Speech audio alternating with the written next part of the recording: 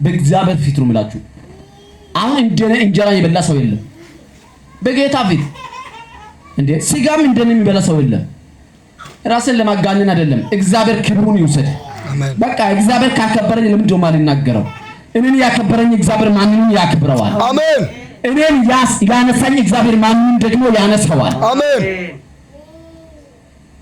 በጌታ ፊት ሰው ጠብቄ ግና እንዴ ምግብ አምጦ ምን ነገር ከብሽም እኮ ነው ሰው ቤት ሆኖ አይደረግም።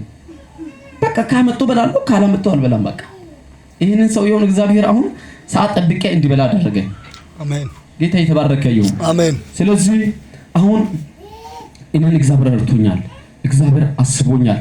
ደግሞ ቀጣይ ላይ ከባድ ደስ የሚልበት ሰርቼ ደግሞ ከዚህ በላይ በበዛ ሕዝብ ፊት ምስጋና አመጣለሁ። አሜን። እስቲ ታመጣለህ በሉ። ታመጣለህ። እስቲ እግዚአብሔር ይችላል በሉ። እግዚአብሔር ይችላል። እኛም ምስጋና እናመጣለን በሉ። እኛም ምስጋና እናመጣለን። ኢየሱስ ክርስቶስ ለዘላለም ጌታ ነው። አሜን። እንደ እግዚአብሔር ሁሉም እኮ የእግዚአብሔር ልጅ ነው። በቃ ማንንም ይረዳል። እኔን ብቻ ረድቶ አንተን አይተውም፣ አንቺን አይተውም። ሁላችንን ይረዳል። አሜን አሜን። በቃ ሁላችን በምስጋና እንጨናነቃለን። አሜን። በቃ በዚህ ቤት በኢየሱስ ክርስቶስ ሁሉ ጊዜ በምስጋና መጨናነቅ ይሆናል። አሜን። በቃ ይሄ ሲናገር ይሄን ባለ እግዚአብሔር ሰው ሲናገረኝ አሜን አልኩ።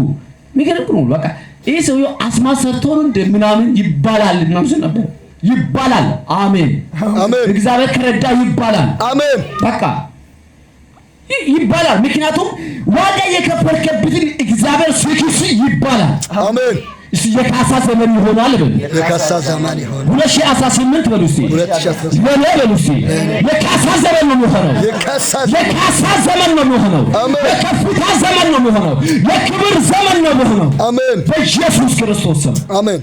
በቃ ሰይጣን የሚለባት ነው በእኛ ላይ እየፎከረ የሚኖረው። በሰይጣን ላይ እኛ እየፎከርን እንኖራለን። አሜን። ምክንያቱም እኛን የፈጠረ የኛ አባት በሰማይና በምድር ታላቅ የሆነ እርሱ እግዚአብሔር ነው። አሜን። በቃ እኔ አሁን ተናግሬ የመጨረስ አንደበት የለኝም። እስቲ ባለ ራእዩን ይነሳ እስቲ ሁሉም እናንተ ሁላችሁም ተነሱ።